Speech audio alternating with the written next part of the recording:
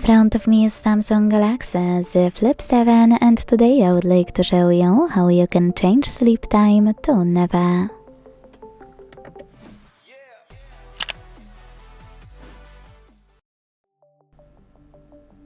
Start by opening Play Store and downloading free app called Caffeine. Keep screen on.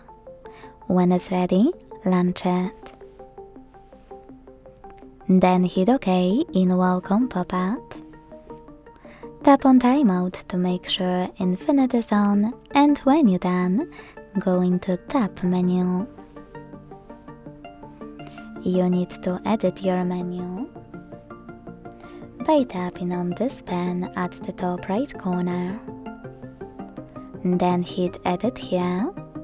And finally, look for a Caffeine shortcut under Available buttons to add it to your current ones.